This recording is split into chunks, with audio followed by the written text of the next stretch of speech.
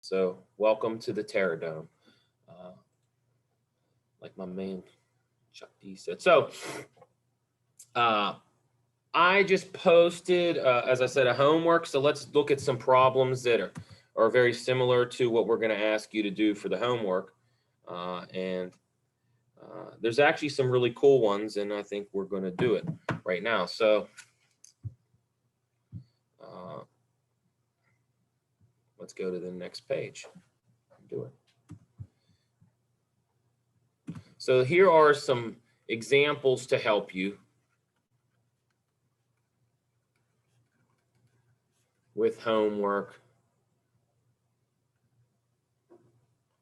11, 12. Guess I should, that is a sloppy H. You guys should just return me to the store of professors and find someone who's not a sloppy. Okay, so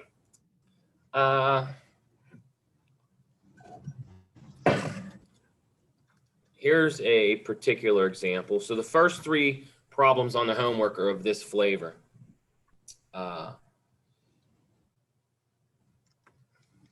So determine the remainder when 2 to the power 50 is divided by 7. So as I said, you might think this is some silly toy problem. These kinds of questions are very important in many applications. If you read your textbook, particularly sections 4.5 and 4.6, they give you a slew of real-world modern applications of this. This is not BS. This is not busy schoolwork. These are problems that are important in computer science, in mathematics, internet security, you name it. There are applications for this. Now, here's the problem. Most calculators can't flirt with the number 250. If I go to the internet and I ask Google to tell me what 2 to the power 50 is, it is going to round it very crudely. Do not think for a second that 2 to the power 50 is 1125899 followed by like what, 10 zeros. That ain't it. Now, if we go to more sophisticated calculators, like Wolfram, or maybe you have one on your phone or something, Wolfram will most likely spit out every decimal to this creature. And it does. There you go. Clearly Google rounded.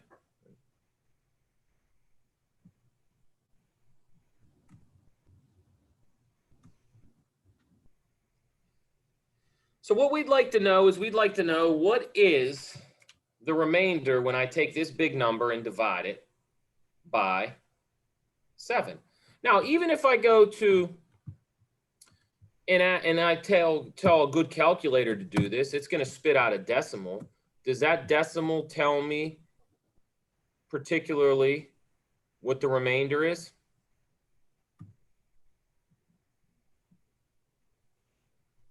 Oh, that's pretty cool. It's related to the number of red blood cells in your human body. How cute. Wolfram is an American treasure. Well, it's a worldly treasure, I guess.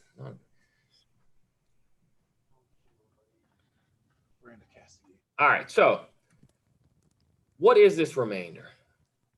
Well, we could say, okay, Wolfram, what is the remainder when 2 to the power 50 is divided by 7? And Wolfram will tell us the answer. And then you'll notice that right away they start, even though I didn't type mod in, when I start talking remainders, what does Wolfram go to?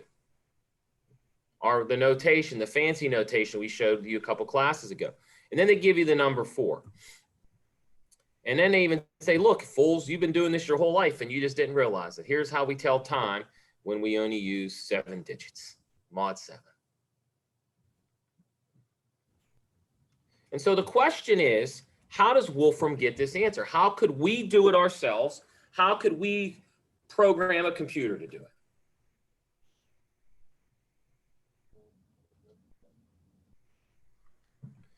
So hopefully everybody understands the situation here. And here's one way what we can do it. We need to use congruences.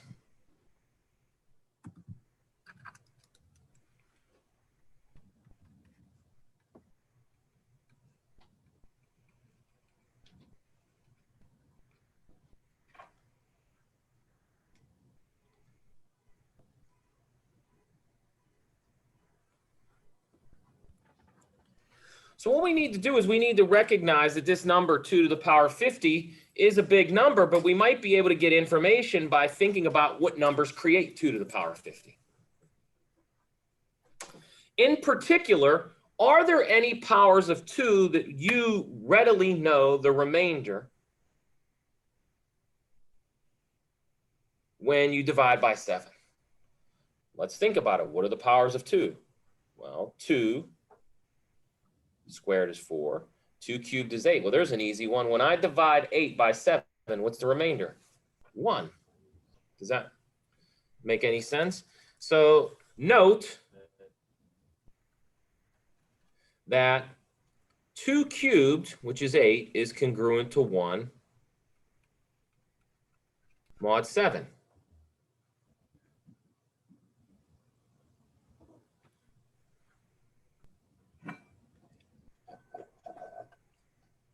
That's good.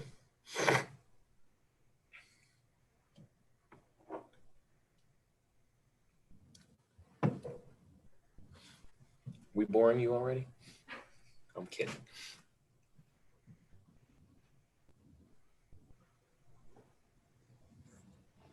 What else can we say? Well, what other powers of 2? What's 2 to the power 4? Or 2 to the power 5? Or 2 to the power 6? So what I'm thinking about is I want to sort of get information quickly. And so let's look at 2 to the power 4. What's 2 to the power 4? 2 to the power 4 is 16. When I divide that by 7, the remainder is what? Well, 16, 7 goes into 16 2 times with a remainder of 2. So this is congruent to 2 mod 7. What I'm going to look for is I'm going to look for some pattern here. If I see a pattern, I love taking advantage of a pattern. You guys just like to type things into a calculator and then you don't learn a damn thing. I like to look for patterns. So what is 2 to the power 5? 2 to the power 5 is 32. 7 goes into 32 how many times? Well, 7 goes into 32 4 times. 4 times 7 is 28 with a remainder of 4, right? So this is congruent to 4 mod 7. What about 2 to the power 6? That's 64. 64 is congruent to, well, how many times does 7 go into 64? Well, 7 goes into 63 9 times, right? And so that is a remainder of 1. So first off, it looks like we have some sort of pattern. Maybe we do, maybe we don't. I'm going to rewrite these 4 things in a second. But what I'm asking you to do is, A, verify these are true, whether you do it on a calculator or you do it in your head. And I will say this, and I don't mean to be offensive here, but if right now you're still not understanding what this notation means, then you're doing this class all wrong. You haven't been doing anything. And that's never good when it's the end of the semester. Again, this means, for example, this means 8 minus 1 is divisible by 7. This means 16 minus 2 is divisible by 7. This means 32 minus 4 is divisible by 7. This means 64 minus 1 is divisible by 7. And I believe 7 times 9 is 63, correct? So I feel good about that. Okay, now another way to think about this is write these. Notice that these There's lots of 2's happening here. You might not think it, but there is. This is 2 cubed. What's another way of writing the number 1? Well, another way of writing the number 1 is 2 squared, right? 2 to the power 0. What's another way of writing 2? 2 to the power 1. What's another way of writing 4? 2 to the power 2. Now, the reason I'm asking you to recognize that is notice something. There is a connection between this exponent and this exponent. There is a connection between this exponent and this exponent. So what is this suggesting? It's suggesting a very powerful thing. And we didn't state this as a theorem, but it is a theorem. And we're going to state it in 1 second. Does anybody have a question or a concern before we go any further?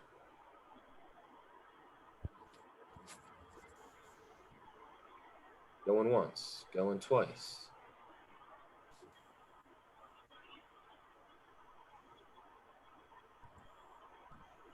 All right, so here's a cool fact.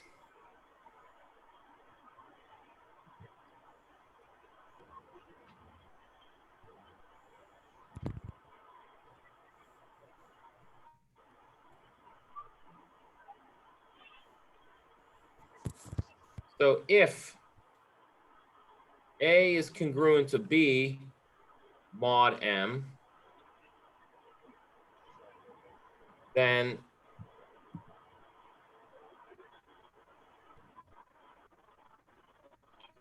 A to the power K is congruent to B to the power K mod M, where, of course, K is an integer greater than or equal to 1.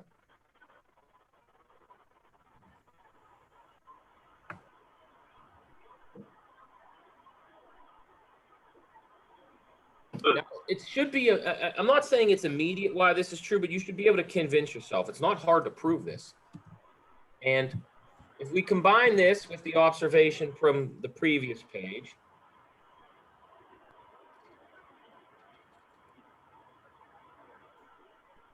I guess maybe I should write 2 facts here, because I'm really going to use 2 of them. Although the one I always thought of as being sort of straightforward. And then the other one would be if A is congruent to B mod M and C is congruent to D mod M, then AC must be congruent to BD mod M. So these are 2 facts about congruences. They're not hard to prove. And we're going to use these facts that are just direct consequences of the definition. Write out the definition, and you'll see these are true. Maybe we'll put it on your final. Okay, so here's what I want to reason. Here's what I want to do. By the way, and don't forget, I am thinking out loud here. I am trying to figure out how I can get information about this number using ideas of congruencies. So I'm just writing out the first few powers of 2. Mod 7. And it looks to me like there's a pattern. Does this pattern continue? I don't know. What would the next one? 2 to the 7th. Well, what's 2 to the power 7? So 2 to the power 6 is 64, right? So 2 to the 7th is 128. Now, what is the remainder when we divide that by 7? Well, you ask yourselves, how many times does 7 go into 128? Now, you can either do that by hand. You can do that. There's lots of different ways you can go by. I guess you can go by doing that. Well,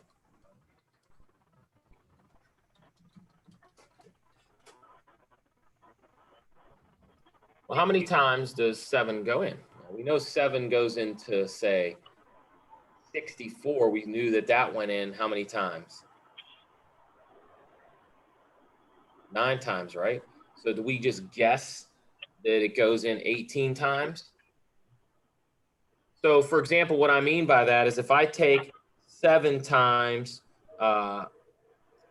18, when I take 7 times 18, I get 126, right?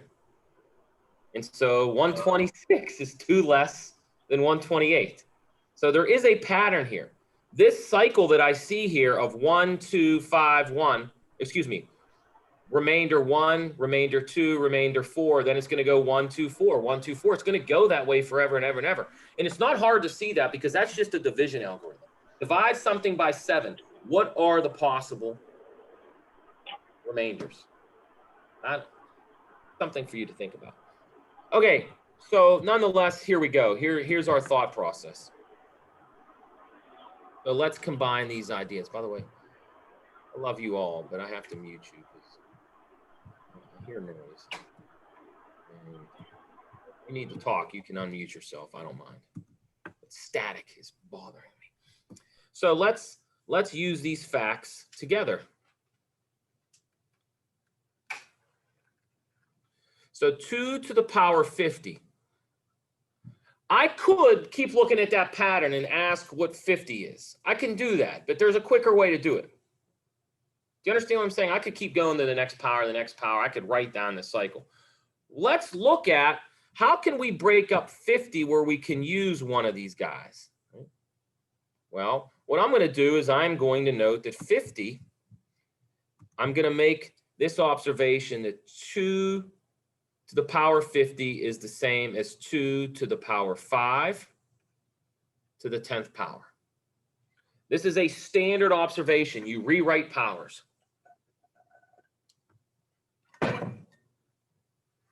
Now, we know what this is congruent to. This is congruent to 1 to the power 10, or excuse me, not 1. What was it? It was 4, right? What was 2 to the 5th? 2 to the 5th was congruent to 4.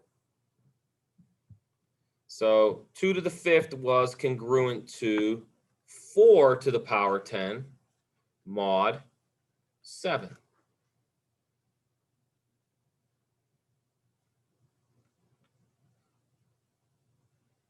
Now, what is 4 congruent to mod 7?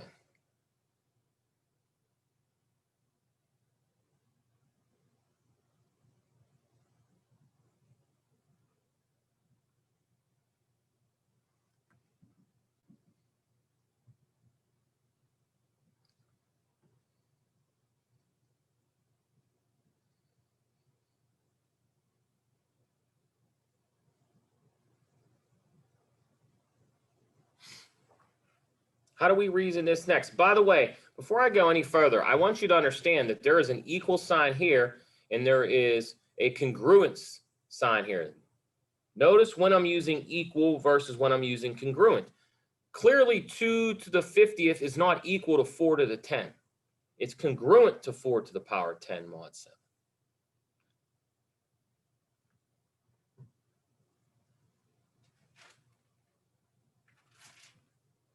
Okay, so what is 4 congruent to mod 7?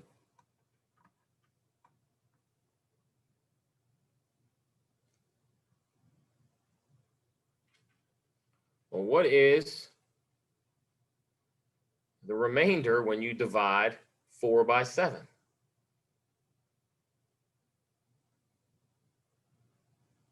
It's itself. How many times does 7 go in the 4?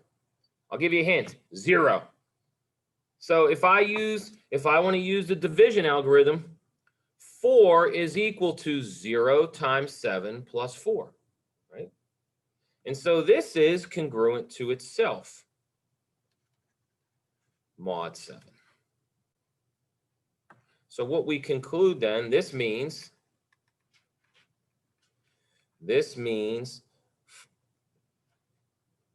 7 divides 2 to the 50th minus 4, or the remainder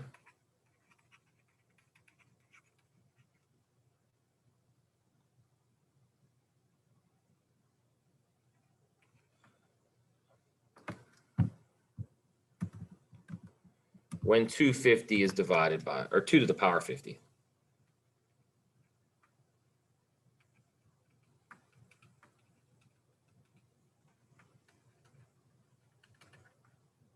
By 7, I keep getting confused.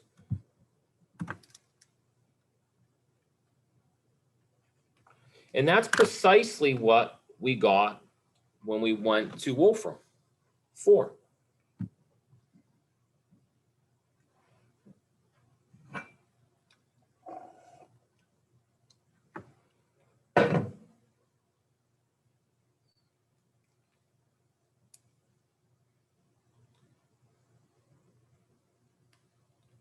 Look, any number less than 7 is congruent to itself,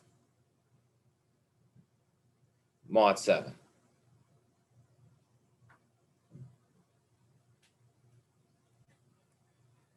So what I'm using for my reasoning is I'm using the following facts. I'm using this fact, which is really just a special case of this fact.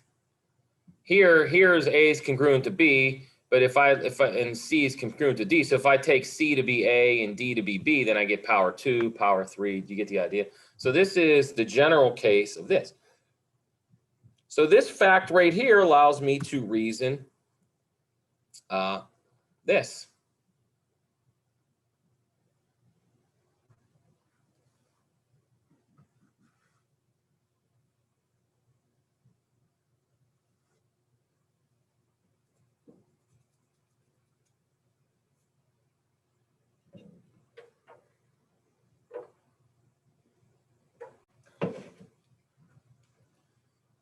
Does anybody have a comment or a question? We're going to do another one, but now's a good time to ask if you're confused.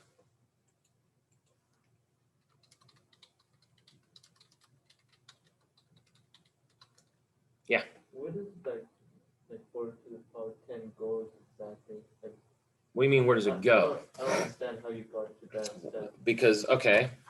Because 4, okay, so that's a good question. So you're asking about this step right here, right? Okay, good. So maybe I should be a little more careful. Let's do this in more detail. How's that sound?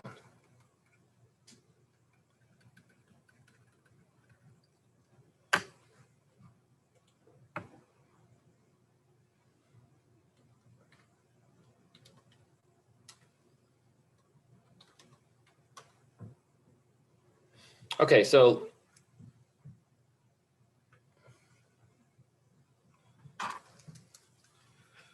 let's start by noting 2. Maybe I'll go a little slower this time. Let's start by noting, as we said before, 2 to the power 5, which is 32. That is congruent to 4 mod 7. You with me there? All right. Okay, now this implies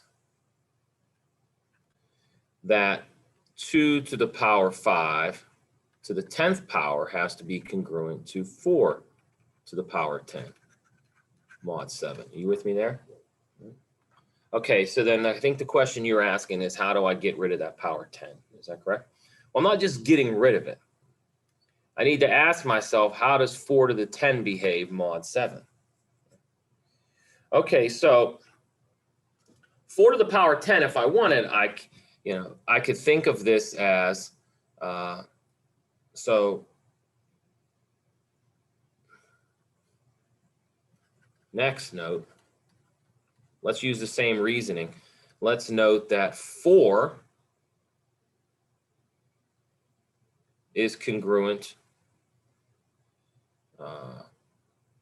Okay, let me say it a different way, because I think I see where your confusion is now. Well, I don't know if I think I see it, but I shouldn't assume to know what has you lost. One way is to, okay, if you want a brute force way, what's 4 to the power 10? I mean, you can compute that number, and then, if you wanted, you could, I guess maybe you don't really want to compute that. Okay, so what's probably a better way of recognizing this? So let's look. Someone's got something.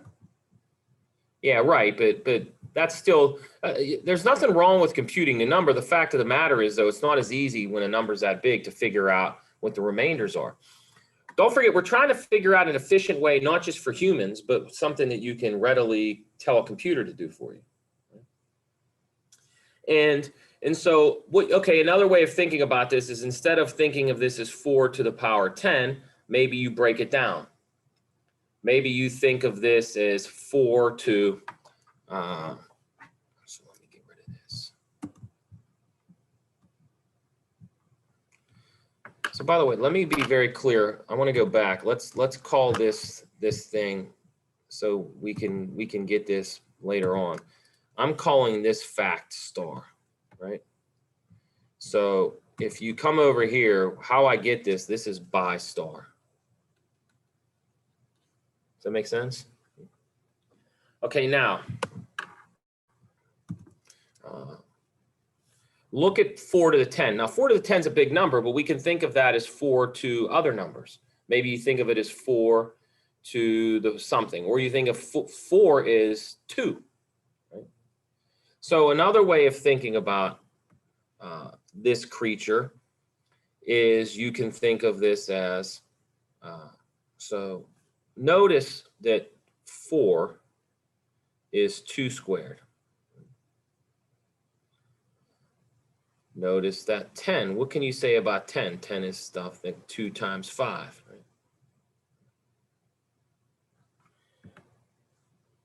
So what I'm thinking of is if I write this, if I write 4 to the 10th as 4 to say the power 2, all to the 5th, right? What's 4 squared? 4 squared is 16. You with me there? And then what's 16 congruent to mod 7? Well, that's 2, right? So this implies that 2 to the 50th is congruent to, well, 4 to the 10th is 4 squared to the power 5 mod 7. But 4 squared is 16, so we know that's congruent to 2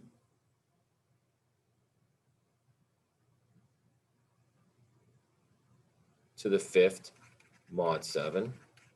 And what's 2 to the 5th congruent to mod 7? Well, that was our first observation, which is congruent to 4 mod 7. Does that make sense? I mean, look, this is not, so here's a good thing. Here's a moment of pause. There is not one correct way of reasoning this. It depends on how you want to break up your powers. And there is nothing to say that you can't have a different line of reasoning than what I have here. Because typically, if you go online and look at notes for this, they're going to ignore this stuff up here. They're probably just going to write what's in the purple. Does that make sense?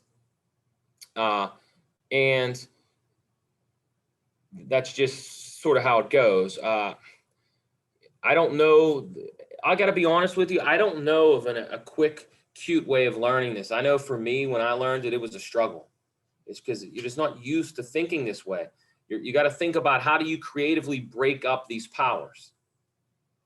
And what I might think is creative and obvious to me might not be obvious to one of you. You might see your own thing, and you might not see anything. Does anybody have a question about this?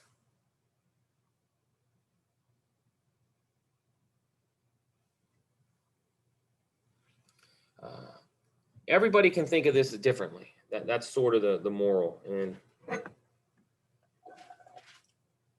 I don't have, like I said, I don't have a magic pill.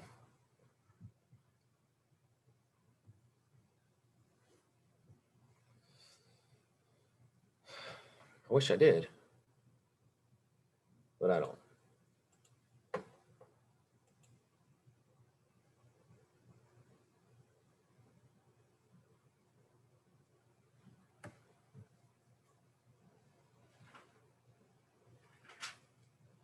All right, let's do another one real quick. It's a smaller one, and then we'll do some that are a little more elaborate.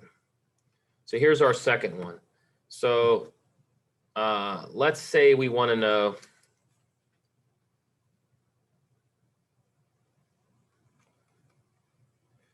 determine the remainder Actually, let's rephrase it. Let's rephrase it so that we understand some more problems. Here's another way these questions can be phrased. And this again, this requires that you have an understanding of these definitions. So here's a great question. Is 3 to the power 11 divisible by 7? And use congruences to verify. So you ain't allowed to go to a calculator and ask if it's divisible. So what does it mean to be divisible? This means to be divisible, the remainder has to be what? 0. So that's something that most students struggle to learn right away. So you need to note this. To be divisible, the remainder must be 0. That's what divisible means. It means it goes in. It's the product of two integers. All right, so here's how we can reason this. You could directly compute all the powers of 3 if you wanted. I can do first, second, third, fourth, all the way up to 11 and determine it. But that's not efficient, particularly if instead of 3 to the 11th, I said 3 to the 467th, right? So we don't want to just do the brute force way, although sometimes that's useful, like I showed you in the previous problem, you get a pattern. You'll start to notice patterns. Patterns are good. All right, so how do I want to do this? Well, here's what I know. I know note 3 is congruent to itself mod 7. Right? Now I'm after power 11. Right? So what I'd like to do is I would like to look at how is the number 11 constructed. It's 8 plus 3, right? Does that make sense? Well, I'm looking for, look, I need to figure out how I can take advantage of powers of 3. So, for example, this tells me that 9 is congruent to 2 mod 7. Now, why?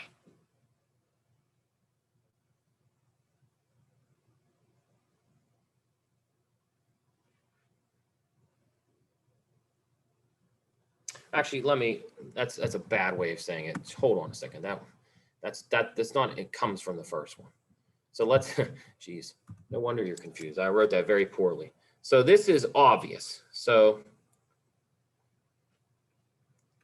by definition, 3 is congruent to 3 mod 7. 9, what's 9 congruent to? 9 is congruent to what? Well, 9 is congruent to 2 because 18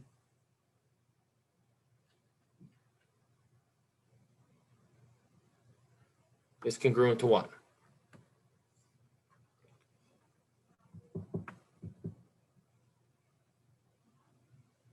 What's the remainder? I said 18. What's the remainder when I take 7 and the 9? It's 2, right?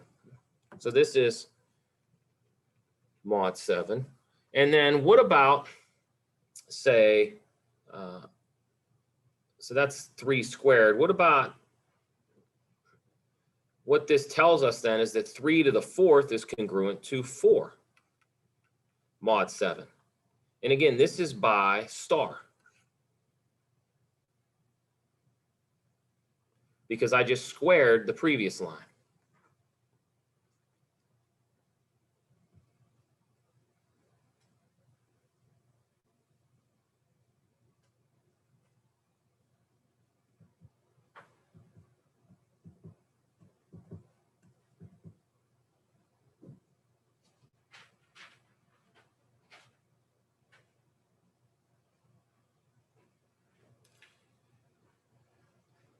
And then square again, square again.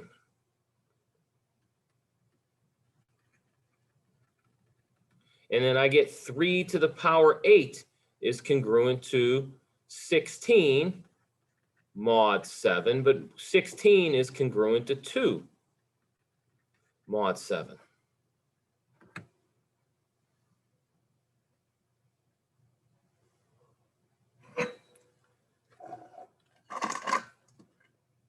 Now, why am I squaring? What is the point of me doing this? Well, because now I know what 3 to the power 8 is, I know what 3 to the power 2 is, and I know what 3 to the power 1 is. I could have done 3 to the power 3, 27. What's that congruent to? Well, that'd be 6, right? So let's reason this a couple ways. Let's reason using star and the guy below. So what we end up having is 3 to the 11th is 3 to the 8th times 3 to the 2nd times 3 to the power 1. Now, we saw what all these guys were congruent to. 8 was congruent to 2, so this is congruent to 2. What was 9 congruent to? 9 was congruent to 2, and this is congruent to itself, mod 7. And so if you multiply these together, this is the same as 12 mod 7, which of course is congruent to 5 mod 7. So the remainder is 5.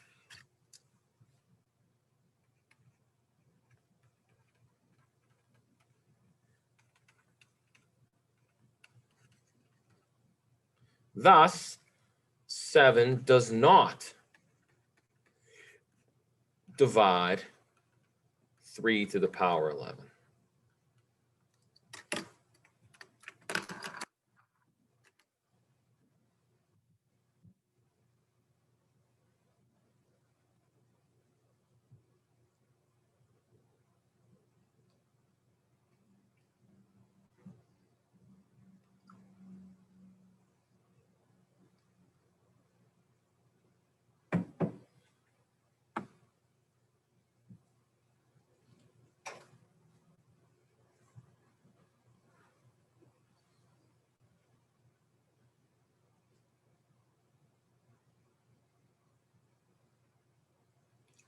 Now, that's not the only way we could have done this.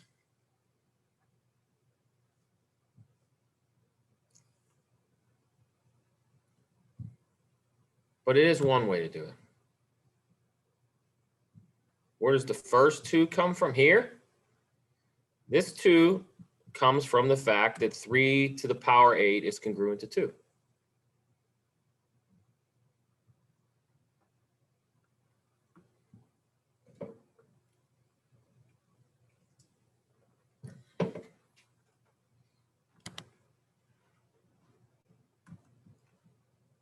All right, any other questions about that?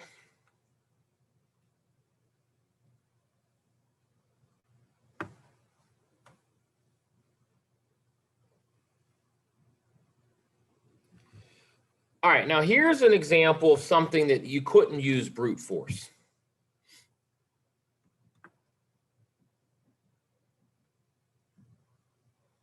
And there's one like this on the homework.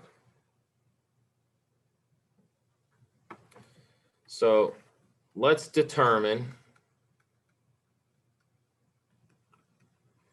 the remainder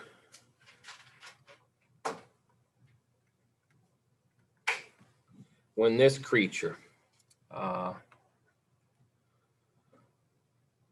to the 5th plus 2 to the power 5 plus 3 to the power 5, all the way up to 99 to the power 5 plus 100 to the power 5. Let's ask what happens when this number is divided by 4. Now, good luck figuring this one out without some creative reasoning. You can't just figure out what this number is. So I guess you could try and then do it, but that's not very efficient. So what we need to do is we need to use these basic properties of congruences.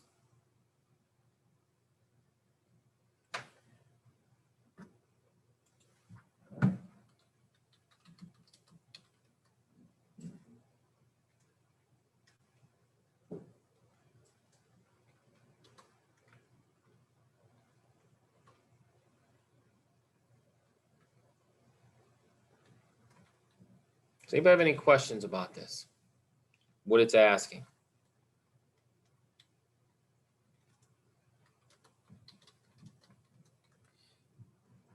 Now, I wonder, I don't know if Wolfram can do this or not, but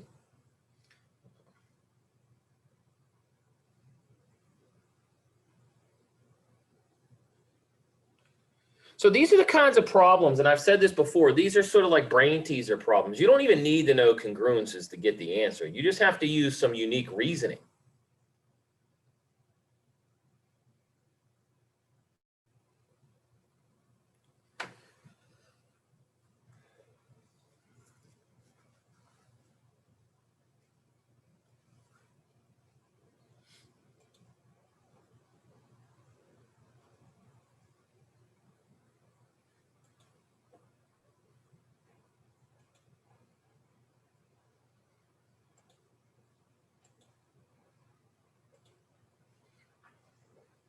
So how can we reason this? There's got to be some cute, short way of doing it, right?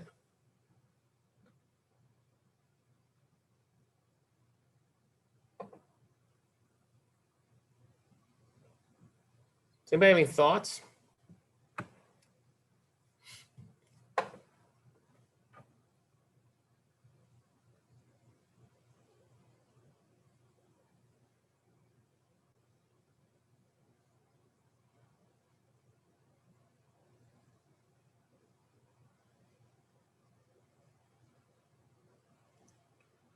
Well, look at some of the smaller ones. What's 2 to the power 5? Or what's 1? What's the remainder when 1 is divided by 4? Well, that's just 1, right?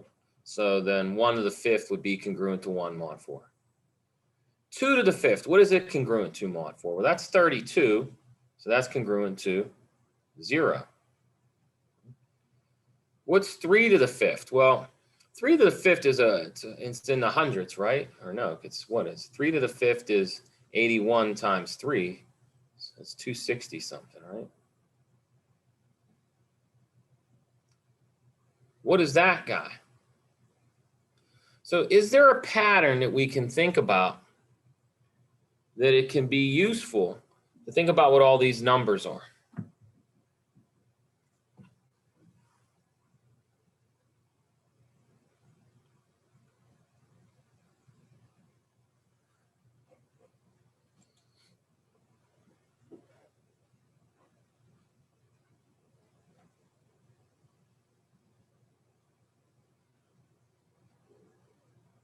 What do we know about the squares of numbers, for example?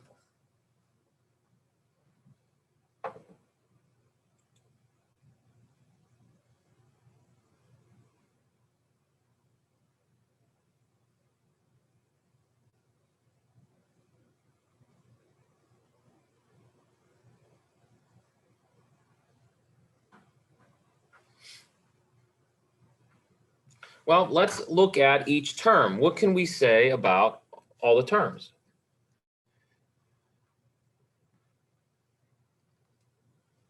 What's the trick?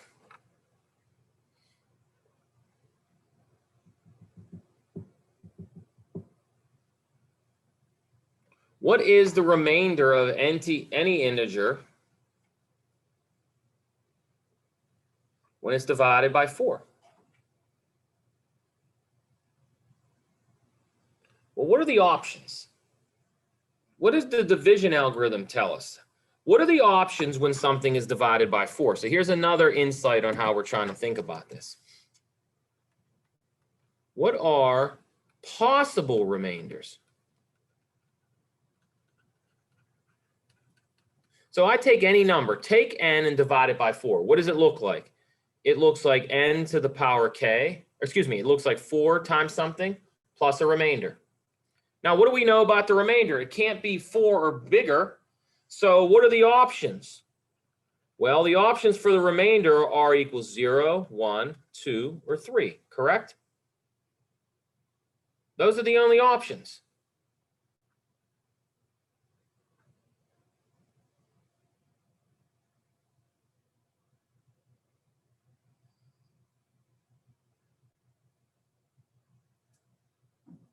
So I could apply this reasoning to each piece.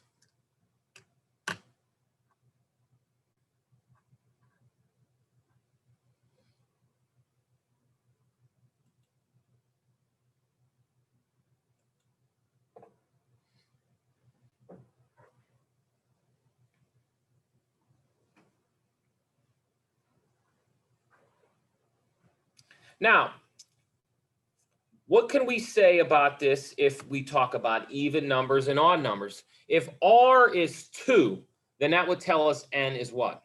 Even. Correct? So if I told you I divided a number by 4 and the remainder was 2, then that tells you that that number you started with is even.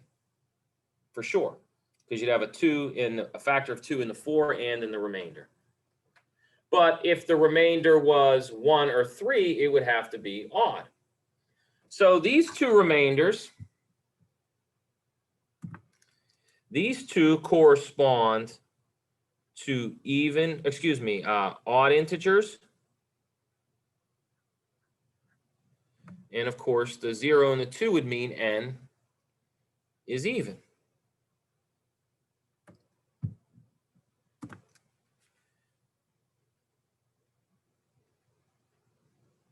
Excuse me, even. Why I wrote that wrong.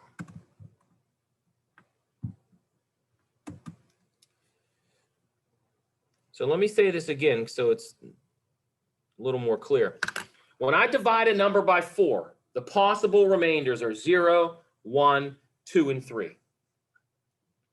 If the remainder is 0 or 2, I wrote it down odd again. Am I losing my mind? If the remainders are 0 or 2, that tells us that n must be an even number. If the remainders are 1 or 3, that tells us that n was odd.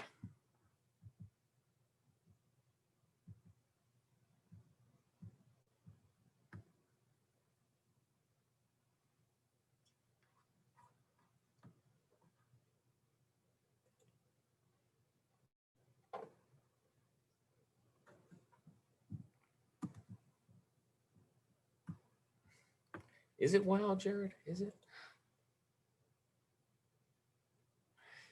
But is it?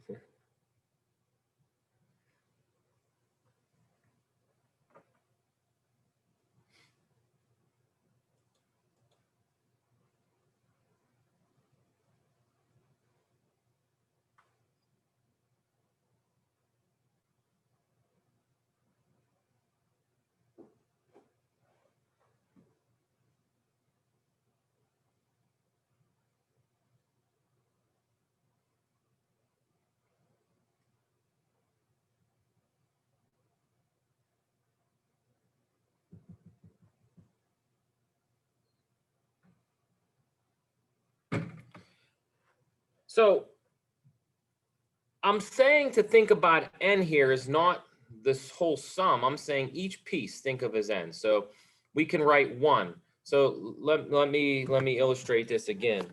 So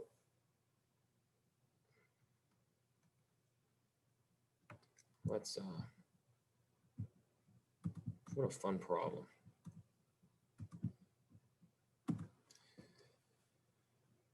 So we know 1 is congruent to itself. Mod, what we divide by 7? I already forget. I think it's 7. No, 4. And so, of course, that implies that 1 to the 5th is congruent to 1 to the 5th mod 4. Now let's look at the second guy. The second guy is 2 to the power 5, right? So 2 to the power 5, we can compute. That's 32. And that's congruent to 4 mod 4.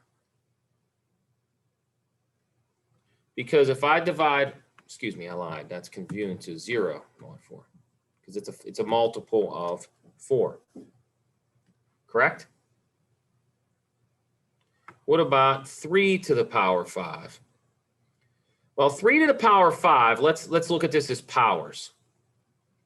This is 3 squared times 3 squared times 3. And so what is 9 congruent to mod 4? 9 is congruent to 2. This 9 is congruent to 2. And 3 is congruent to itself, mod 4.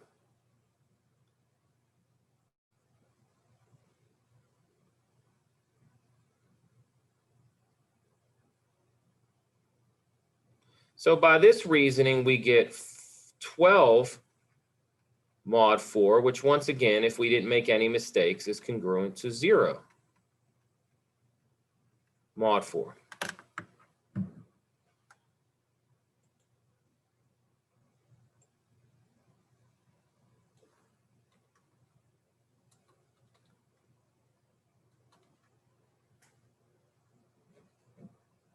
Do we make any mistakes?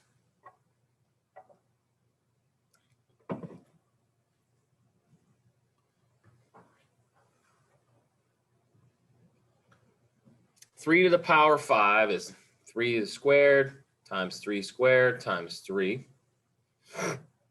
When I divide mod 4, when I take 4 and the 9, what is the remainder? Is it 2? No. No. Why would I write 2 here? Why would I write 2 here? What is the remainder of 9 when I divide it by 4? The remainder is actually 1. So let's actually, it's a good learning exercise to do this. We smash this out because this is wrong. The correct way to do this is congruent to 1 times 3 mod 4, which is of course congruent to 3 mod 4.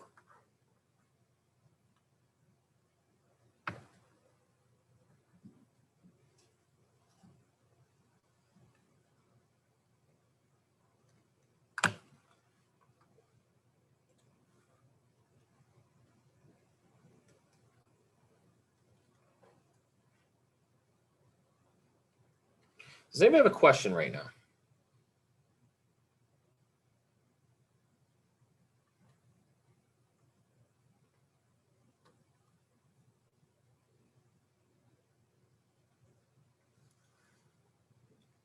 So do we see a pattern? We see that the first one is 1.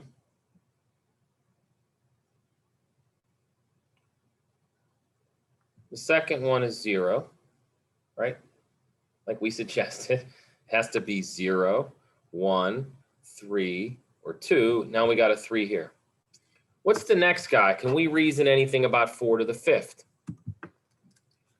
4 to the 5th. Let's look at simple powers of 4. This is 4 squared times 4 squared times 4.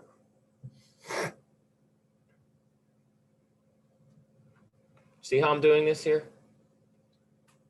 Why do I do it this way? Well, 4 squared is 16. That is congruent to 0 times 0 times 0 mod 4, which of course is just congruent to 0 mod 4. So take 4 to the 5th and divide it by 4. It goes in evenly. The remainder is 0.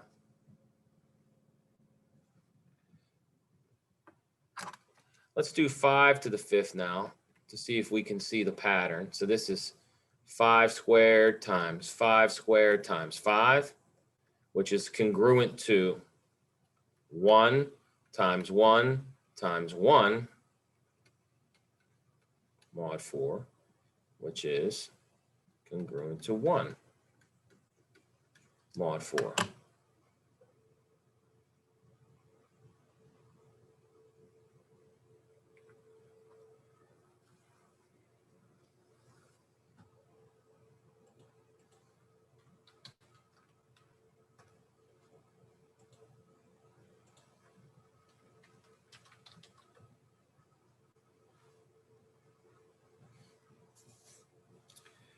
So if we go back, do we see a pattern? We see 1, 0, 3,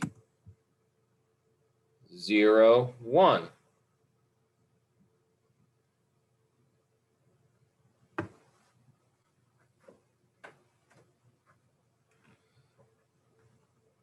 What it looks like, at least from the onset, is that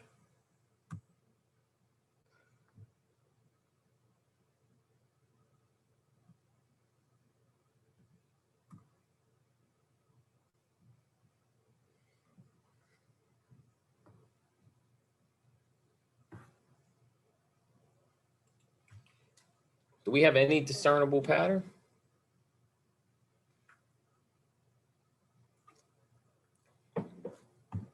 Well, we might guess that if the number being raised to the power 5 is even, that we get it's congruent to 0.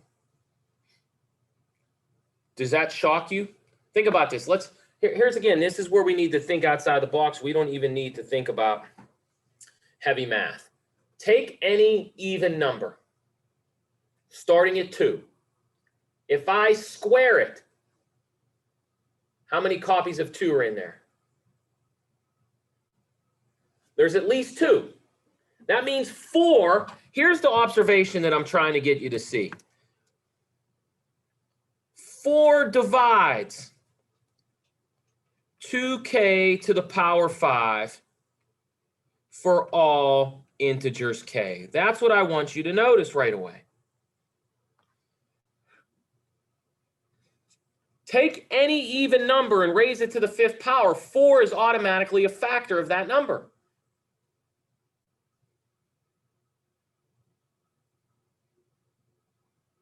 Let me explain this to you real quickly. You don't even have to overthink it. Take 2 to the power k, excuse me, 2k to the power 5. This is equal to 2k squared times 2k squared times 2k. Now, let me just rewrite this. I don't care what these damn k's are. Here's what I know already. I have a 4 times k to the 4th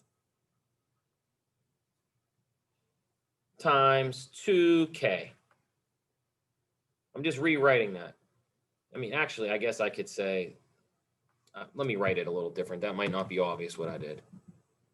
All I'm giving a crap about right now is I'm going to pick off this first 2 squared. So this is 4 times k squared times 4 times k squared times 2 times k, which if I clean up is equal to 4 times 8k to the 5th, which is clearly congruent to 0 mod 4, because 4 is a divisor of that number. No matter what k is, if k is 1, 2, 3, 4, 5, 6, 7, it doesn't matter.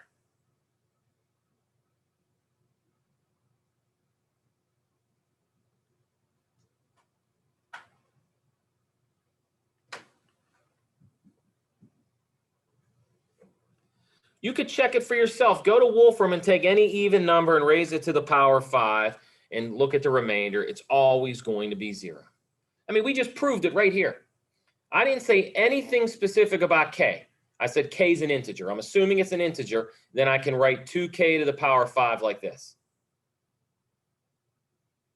So what that means is every even number in that sum, 2 to the 5th, plus 4 to the 5th, plus 6 to the 5th, 8 to the 5th, all the way up to 98 to the 5th, 100 to the 5th, they are all congruent to 0. So what that means is we only have to worry about the odd ones. Now, what do we say about the odd ones? Well, it looks to us like they alternate. The first odd one is congruent to 1. The next one was 3. Then 5 was congruent to 1. What if you're odd? What can we say about you there?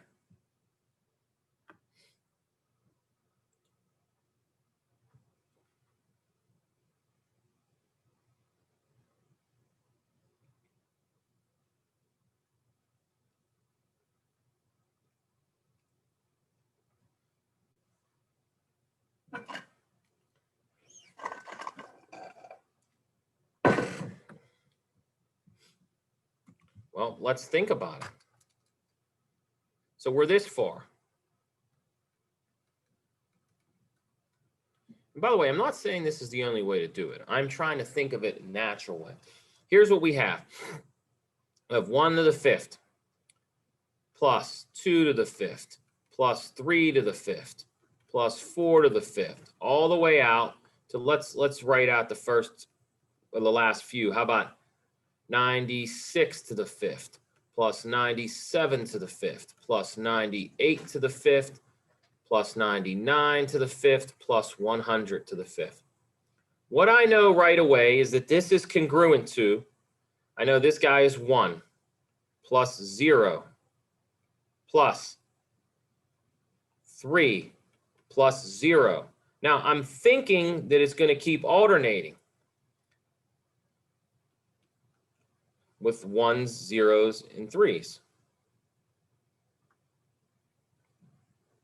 So we know this last one is 0. Now, we're not sure about the 99 one. We might have to get, this is 0, and we know this is 0. So what is the pattern for 97? What is the pattern for 99? Is it 1 or 3?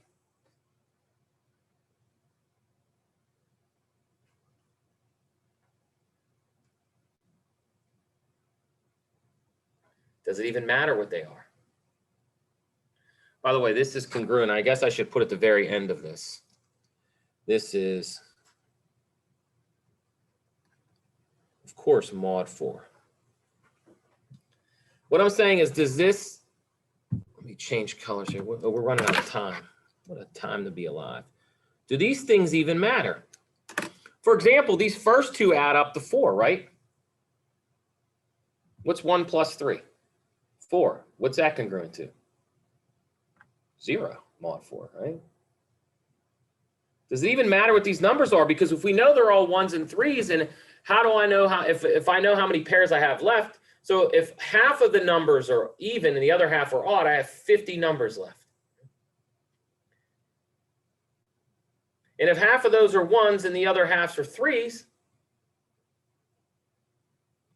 now we didn't prove that yet. We don't know. Maybe the rest are 3s. I don't know.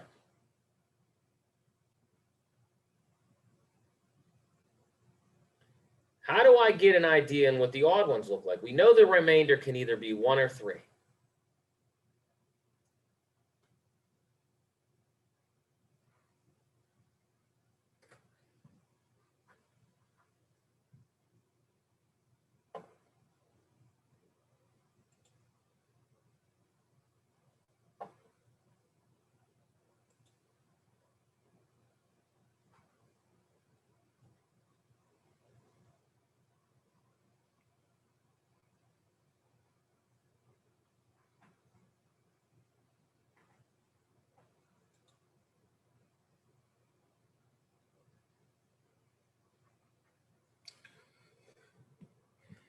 Let's look at this for a second.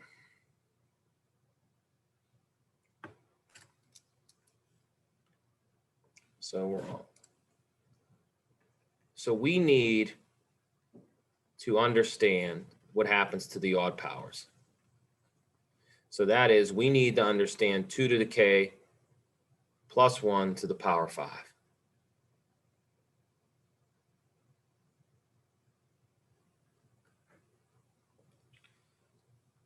So let's note, just like we did before, this is 2 to the k plus 1 quantity squared times 2 to the k plus 1 quantity squared times 2 to the k plus 1.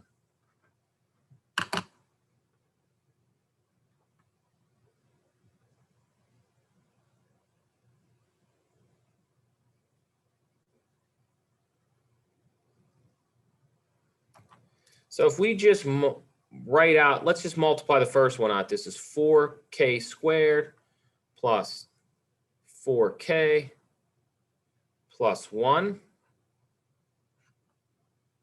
And then leave the other 2 alone for now, because we can make an observation right away on the first one.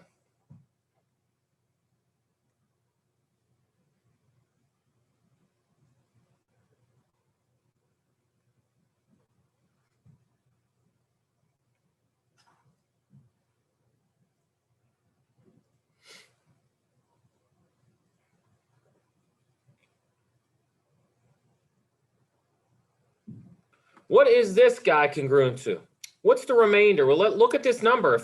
This one's not difficult at all. If I subtract 1 from this, I get a multiple of 4. So this is congruent to 1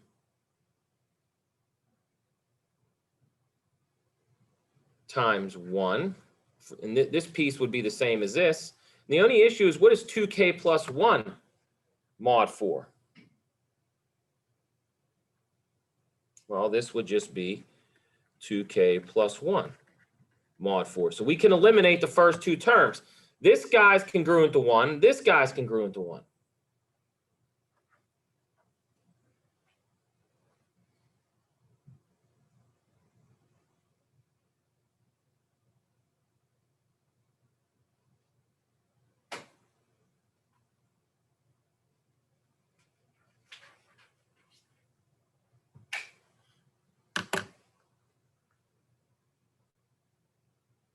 So what does this tell us? This is a very interesting fact. This gave us the secret to the pattern. We didn't see the pattern before, and I know right now everybody's like, what is happening?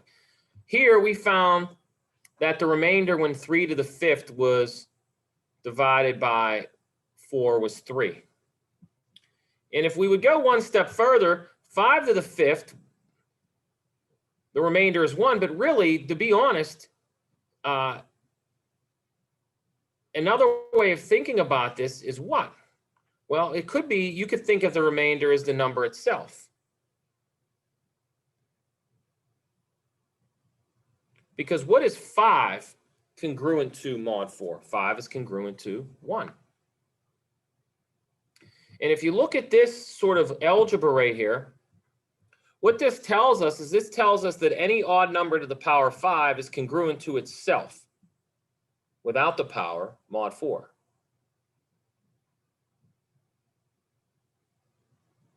Does that make sense? So what that really means is we are adding up 1 plus 3 plus 5 plus 7. That's one way to think, all the way up to 99.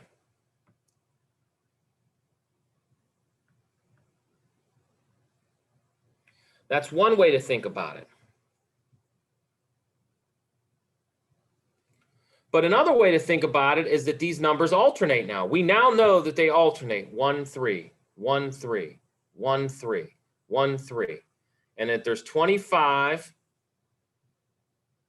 1s and that there's 25 3s. So what you end up getting is you get 1 squared plus, excuse me, to the power 5 plus 2 to the power 5 plus 3 to the power 5. All the way up to 99 to the power 5 plus 100 power 5. This is congruent to 1 plus 3 plus 1 plus 3, all the way up to 1 plus 3. And you get 25 plus 75. By the way, this is mod 4.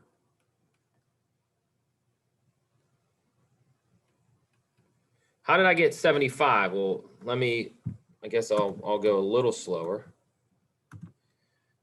I have 25 1s, so that's 25, and then I have 25 3s, so this is equal to, or congruent to 100 mod 4, which of course is congruent to 0 mod 4.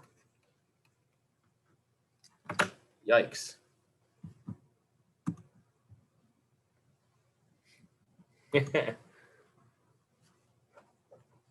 Now, this is the most difficult one we're doing, but we did it together. The homework ones are not this difficult. But the point of me doing this is it's not to drive you crazy. It's because this is, you know, if you've had practice with these, it doesn't take that long to reason this one. But you don't have practice. That's why we spent a lot of time on it. So anyhow, please, I know we got to go. So please look over the homework, email me with questions. No, I can't have 50 ones because there I have half of the numbers were zeros. So the other half are 1s or 3s. So it's 25 of each. Does that make sense? So again, half the numbers are 1s The other half, excuse me, half the numbers are 0.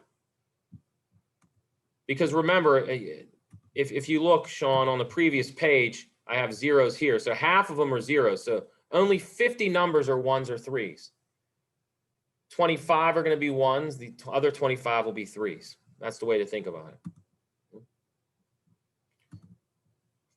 So this stuff is not easy, so don't stress your brains away. Anyhow, guys, please email me, and hopefully I'll see you on Zoom Monday. And good luck and try to make the best of the bad situation we're all running around in right now. So hopefully I'll see you guys Monday, and please email me with questions and all that fun stuff. Take care. Thank you.